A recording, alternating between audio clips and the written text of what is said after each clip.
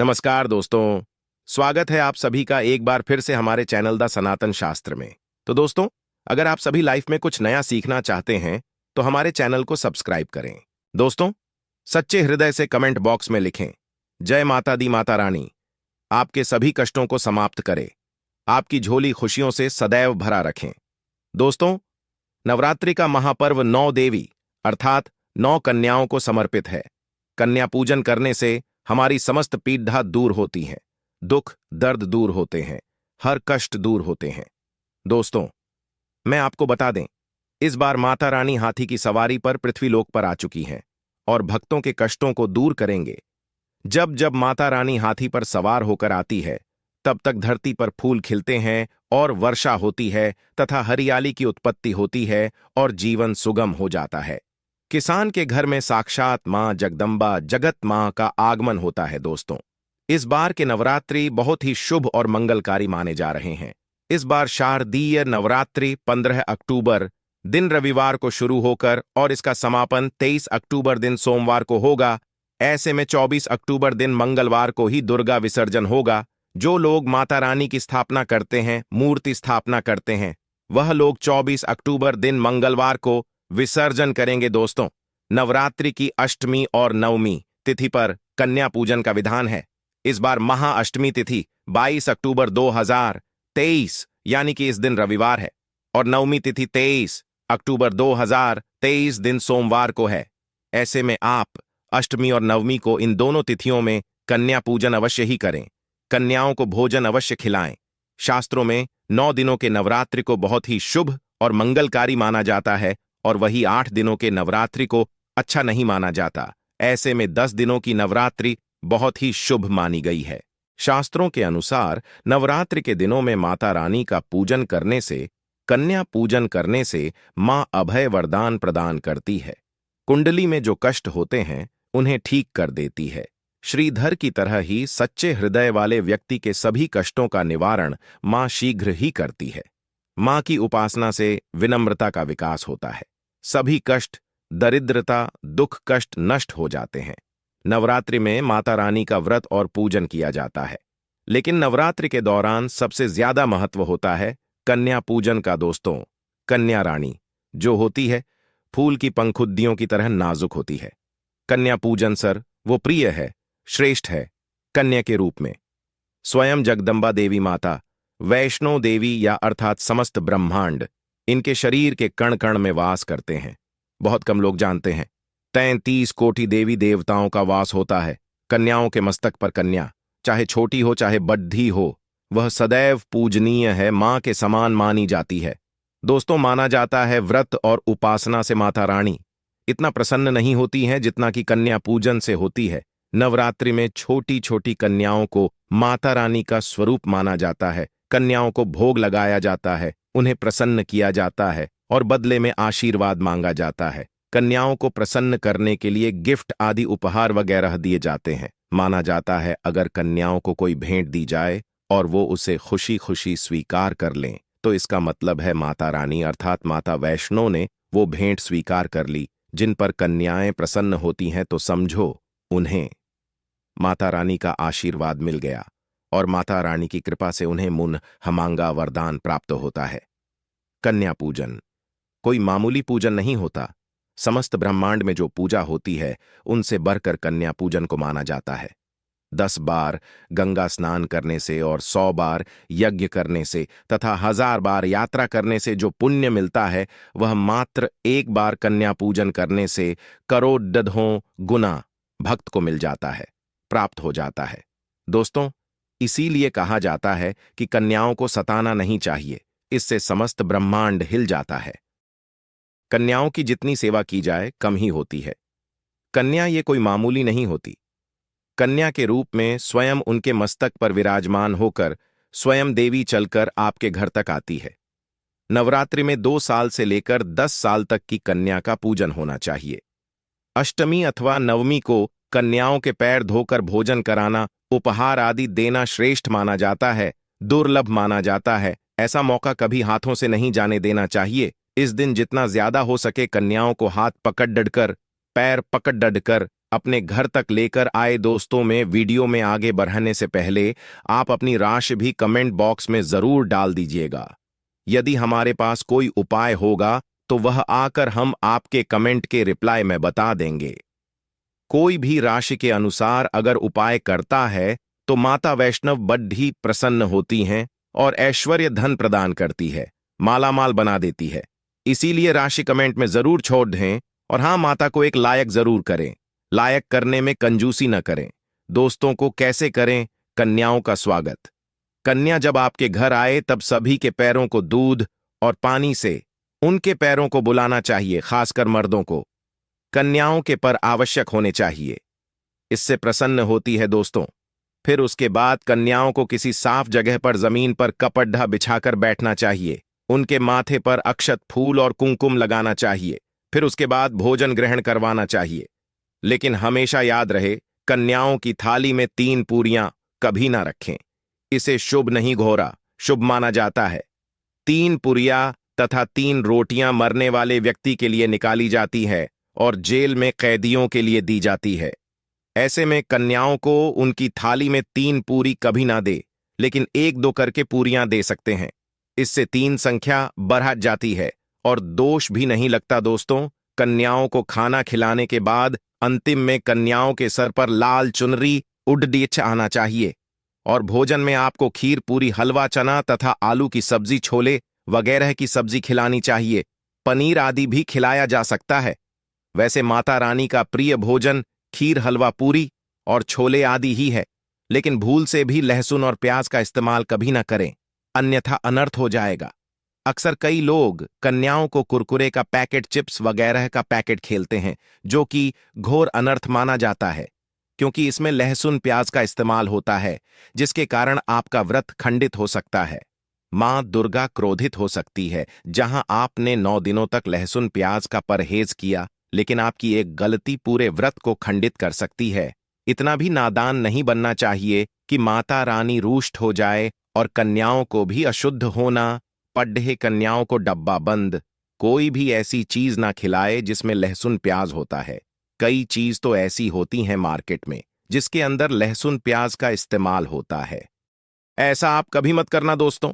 कई लोग कन्या पूजन में खाना घर पर नहीं बनाते और मार्केट से रेडीमेड लाकर ही खेलते हैं तथा दही जलेबी खिलाते हैं, जो कि शुभ नहीं माना जाता। दोस्तों में ऐसा खाना वो लोग खिलाते हैं जिनके घर में मान लीजिए कोई दुर्घटना आदि हो गई है या घर में कोई बीमार है या कोई मुसीबत है, तब वो ऐसा करते हैं। लेकिन अगर आप स्वस्थ हैं, आपको कोई पीड़ा नहीं है, तो ऐसा भूलकर भी नहीं करना चाहिए। माता रानी दही जलेबी नहीं, आपके हाथों का बना भोजन खाना चाहती है, आपका प्यार चाहती हैं। फिर चाहे आप घर में एक ही पूरी क्यों ना बनाएं माता के लिए और आप स्वयं ही अपने हाथों से माता रानी को भोजन खिलाएं। देखिए, भले ही आप दही जलेबी खिला सकते हैं, परंतु माता को घर का बना हुआ शुद्ध भोजन ही अति प्रिय है। खासकर नवरात्रों के दौरान घर में पक्का खाना अवश्य बनाना चाहिए। माता रानी बहुत प्रसन्न होती है। घर का बना पक्का खाना ही कन्याओं को खिलाना चाहिए। हमेशा याद रखें, कन्याओं को प्लास्टिक के बने दोने में खाना नहीं खिलाना चाहिए। ऐसे बर्तन पूजा पाठ के लिए शुभ नहीं अशुभ होते हैं, क्योंकि प्लास्टिक के ज्यादातर बर्तन जो होते हैं जानवरों की हड्डियों द्वारा बनाए जाते हैं। इसीलिए ऐसा पाप मत करना। कन्याओं को हमेशा स्टील के बर्तन या पत्तों से बने बर्तनों में ही भोजन कराना चाहिए। बहुत ही शुभ माना गया है। अगर पेड़ियच के पत्ते में भोजन कराते हैं तो माता अभय वरदान प्रदान करती है। दोस्तों, एक और बात हम आपको बताने वाले हैं कि यदि नवरात्रों के समाप्त होने के बाद यदि बीच में कन्या पूजन में शुक्रवार का दिन पड्डीएच जाए तो कन्याओं को कोई भी खट्टी चीज नहीं खिलाना चाहिए, क्योंकि शुक्रवार का दिन माता संतोषी को समर्पित होता है और माता संतोषी नवरात्रों के दिनों में सक्रिय अवस्था में होती है, यानी वो भी 9 देवियों के साथ में आपके घर में आती है। इसीलिए कन्याओं को भूल कर भी शुक्रवार का दिन अगर पड्डीएच जाए तो खट्टी चीज घर में नहीं बनाना चाहिए और कन्याओं को भी खट्टी चीज नहीं खिलाना चाहिए। घोर पाप लगेगा, आपका किया कराया सब बर्बाद हो सकता है। खट्टी चीजों से माता संतोषी रूठ हो सकती है, छिद्दा सकती है, आपको श्राप दे सकती है। इसीलिए नादान ना बने दोस्तों को भोजन कराने के बाद कन्याओं की थाली में एक लौंग जरूर रखना चाहिए, क्योंकि लौंग देवी शक्ति तथा दुर्गा मां को बहुत प्रिय है। लौंग माता शक्ति का प्रतीक होती है।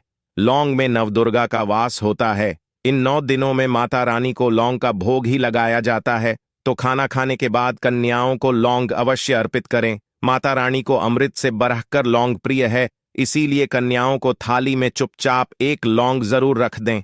आपका भाग्य चमक जाएगा। माता लक्ष्मी आपके जीवन में धन की कोई भी कमी नहीं होने देंगे। दोस्तों, आपको बता दें कन्याओं को उपहार में क्या दें। कन्याओं को खुश करने के लिए उनकी थाली में दक्षिणा डालें, ताकि आपके घर में संपन्नता बनी रहे तथा धन की कोई भी कमी ना हो। कन्या जब आपके घर से खुशी खुशी धन लेकर जाती है, तो वह भी आपको खुशी खुशी कई गुना आपको धन प्रदान करती है। इस समय कंजूसी मत करना, खुशी खुशी कन्याओं को धन अवश्य देना। कन्याओं को कोई सुंदर गिफ्ट दे सकते हैं। शास्त्रों में बताया जाता है कि कन्या जितना खुश होती है, माता रानी उतना ही जल्द फल की प्राप्ति प्रदान करती है। ऐसे में आप कन्याओं को चॉकलेट बॉक्स दे सकते हैं तथा खूबसूरत कपड़े दे सकते हैं। याद रहे, काले कपड़े ना दें और स्टील के बर्तन भी गिफ्ट के तौर पर दे सकते हैं। याद रहे कि कन्याओं को लोहे का कोई भी सामान नहीं देना चाहिए, नहीं तो राहु केतु का प्रभाव आपके जीवन में प्रवेश कर जाएगा। राहु काल तथा राहु दोष आपको लग जाएगा। आप बर्बाद भी हो सकते हैं। दोस्तों, जब कन्या अपने घर के लिए प्रस्थान करें तो उनके चरण जरूर छू लें और अपने मन में अपनी प्रार्थना को पूरा करें। सच्चे दिल से मांगी हुई मुराद माता रानी अवश्य ही पूरी करती है।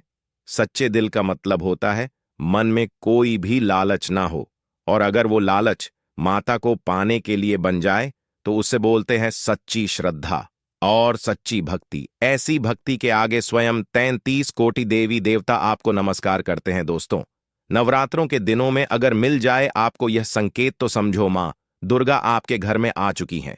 ये संकेत बताते हैं मां दुर्गा का आशीर्वाद आपको प्राप्त होने वाला है। तो आइए शुरू करते हैं। दोस्तों, पहला संकेत, जब आप कलश स्थापना करते हैं तो जड्डीएच से निकली हरियाली बहुत ही शुभ मानी गई है।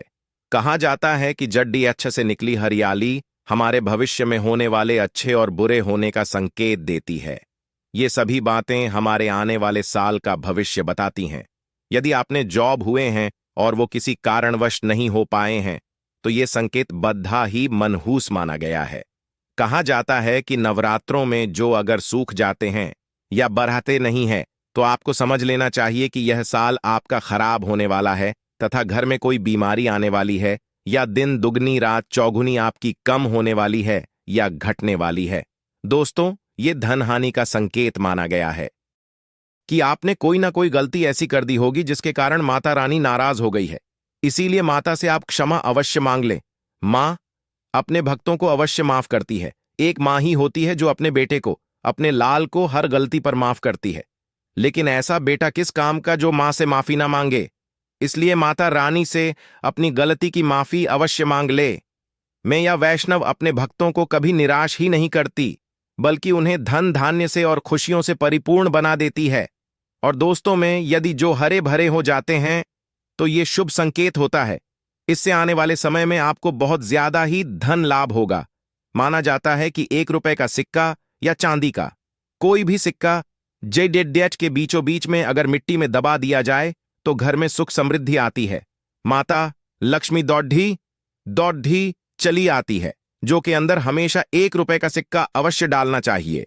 जेडेडेच को खाली नहीं रखना चाहिए, उसमें धन वगैरह अवश्य डालना चाहिए। इससे माता का आशीर्वाद सदैव परिवार पर बना रहता है और जीवन में कोई भी संकट नहीं आता। खाली जो मतलब धन भी खाली, खुशियां भी खाली ही मिलेंगी। दोस्तों, नंबर 2, यदि आपकी नींद नवरात्रों के दौरान सुबह 4 बजे के आसपास खुलती है तो इसे बड़ा ही शुभ संकेत माना जाता है, क्योंकि यह समय ब्रह्म मुहूर्त कहलाता है। इस समय देवी शक्ति अपने सच्चे भक्तों को ही जागती है। इस समय उठाना मतलब माता की कृपा प्राप्त करने के बराबर माना गया है। ये संकेत बताते हैं कि माता की सच्ची भक्ति का प्रभाव आपके ऊपर हो चुका है और माता रानी आपको जल्दी ही कोई खुशखबरी देने वाली है। मां आपकी सच्ची भक्ति से बहुत खुश हैं। दोस्तों, नंबर 3, यदि नवरात्रि में आपका मन प्रसन्न होने लगे, पूजा पाठ में आपका मन लगने लगे, पूजा करते समय मन का शांत होना, यह दर्शाता है कि आपको बहुत जल्द मां की कृपा प्राप्त होने वाली है। माता रानी आपकी भक्ति से बहुत खुश हैं। आपकी भक्ति माता रानी को आनंद दे रही है। ऐसे व्यक्ति को समझ जाना चाहिए कि उसके जीवन में अब अच्छा समय आने वाला है। दोस्तों, नंबर 4, नवरात्रों के दौरान अगर मां के गले से फूल गिर जाए तथा जौ के हरे भरे पत्ते अगर बिन हवा के हिल जाए तो इसे अति उत्तम माना गया है। ये संकेत बताता है कि माता रानी का आगमन आपके घर में अस्थायी रूप से हो चुका है। आपको माता लक्ष्मी की कृपा प्राप्त होने वाली है। ये संकेत कुछ खास लोगों को ही दिखाई देते हैं। माना जाता है कि पूजा करते समय अगर धुआं अधिक बढ़ जाए तो इससे यह पता चलता है कि आपके घर से गरीबी हमेशा हमेशा के लिए जाने वाली है। भूत प्रेत आत्मा है, अब आपके घर से हमेशा के लिए जाने वाले हैं। पूजा करते समय धुएं का अधिक होना बहुत ही शुभ और मंगलकारी माना गया है। यह संकेत भविष्य में अच्छे परिणाम को दर्शाते हैं। दोस्तों, नंबर 5, द्वार पर गाय का आना। वेदों में बताया जाता है कि नवरात्रि के दौरान गाय माता का घर में आना बद्धा ही शुभ संकेत माना गया है। नवरात्रि में द्वार पर गाय का आना अत्यंत शुभ है। यदि आपके भी द्वार पर गाय आती है तो गाय के माथे पर कुमकुम लगाना ना भूलें तथा गाय को रोटी जरूर खिलाएं। इससे मां दुर्गा अत्यंत प्रसन्न होंगी और आपकी झोली खुशियों से भर देंगी। द्वार पर गाय का बार बार आना भी जीवन में आने वाले अच्छे संकेतों की ओर इशारा करता है। दोस्तों, नंबर 6, सपने में शेर का दिखाई देना। अगर आपके सपनों में मां दुर्गा दिखाई देती है, अर्थात कोई भी देवी अगर आपके सपनों में दिखाई देती है तो बड़ा ही शुभ माना गया है। नवरात्रों के पावन अवसर पर माता के दर्शन किसी खास भक्तों को ही होते हैं। ये सपने कभी किसी को शेर मत करना। यदि माता की सवारी तथा शेर रात्रि में सपने में बार बार दिखाई देता है तो मां दुर्गा आपसे प्रसन्न है। ये संकेत बताते हैं कि जल्द ही आपकी कोई मनोकामना अवश्य पूर्ण होगी और आपके शत्रुओं का नाश हो जाएगा। शत्रु आपके नाम से ही थर थर कांपने लगेगा। मां दुर्गा का वाहन शेर है, इसीलिए नवरात्रि में शेर का दिखाई देना अत्यंत शुभ संकेत होता है। दोस्तों, नंबर 7, यदि कोई छोटी कन्या आपको सुबह सुबह लाल वस्त्र धारण किए हुए दिखाई देती है तो आपने साक्षात मां दुर्गा के दर्शन किए हैं। यदि नवरात्रों में सबसे पहले आपके घर में कन्याओं का आगमन हो जाए तो समझो आपको दुनिया की कोई भी शक्ति, ब्रह्मांड की कोई भी शक्ति आपको करोड़पति होने से नहीं रोक सकती। आपके जीवन में आपके घर में माता लक्ष्मी का आगमन होने वाला है। आप दिन दुगनी रात चौगुनी तरक्की करेंगे। जब आप खुशियां मनाइए और मिठाइयां बांटें। ऐसे में कन्याओं को भरपूर तरीके से खुश रखें और उनका आगमन दूध से चरण धुलाकर करें, कोई भी कंजूसी न करें। दोस्तों, माता रानी आपको यह संकेत दे रही है कि अब आपका बुरा समय समाप्त हो चुका है। अब जीवन में सुख समृद्धि के द्वार खुल जाएंगे। दोस्तों, नंबर 8, घर पर उल्लू का आना। यदि मां लक्ष्मी का वाहन उल्लू नवरात्रि में आपके घर पर आकर बैठ जाए तो यह भी शुभ संकेत है। इसका अर्थ है कि मां लक्ष्मी का आपके घर में प्रवेश हो चुका है और आपकी आर्थिक स्थिति और मजबूत होगी।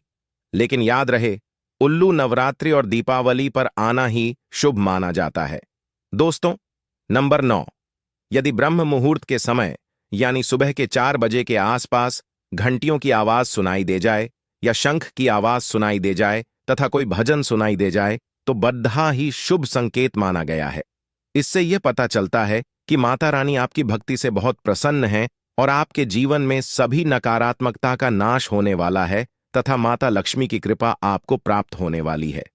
दोस्तों, नवरात्रों के दौरान घर में काली चींटियों का दिखाना, लंबी लंबी लाइन बनाकर मुंह में खाना ले जाते हुए चींटियों को देखना अच्छा संकेत माना गया है। और यदि मंदिर में पूजा करते समय कोई छिपकली आदि दिखाई दे जाए या मंदिर के स्थान की ओर छिपकली चली जाए तो बड़ा ही शुभ संकेत माना गया है। इससे यह पता चलता है कि आपको माता लक्ष्मी की कृपा प्राप्त होने वाली है, मां का आशीर्वाद आपको मिलने वाला है। नवरात्रों के दौरान मंदिर में छिपकली का दिखना बहुत ही शुभ संकेत माना गया है। आपकी भक्ति का फल आपको शीघ्र ही मिलने वाला है, क्योंकि छिपकली को माता लक्ष्मी का प्रतीक माना गया है। किसी शुभ अवसर पर छिपकली का दिखना मंगलकारी माना गया है और नवरात्रि में छिपकली का मंदिर में दिखना साक्षात देवी लक्ष्मी का स्वरूप माना गया है। दोस्तों, अगर आप वाकई में मां वैष्णो की कृपा पाना चाहते हैं तो कमेंट बॉक्स में लिखें, जय माता दी, माता रानी आपकी झोली खुशियों से भर दें। मां वैष्णो के लिए एक लाइक तो बनता है। धन्यवाद।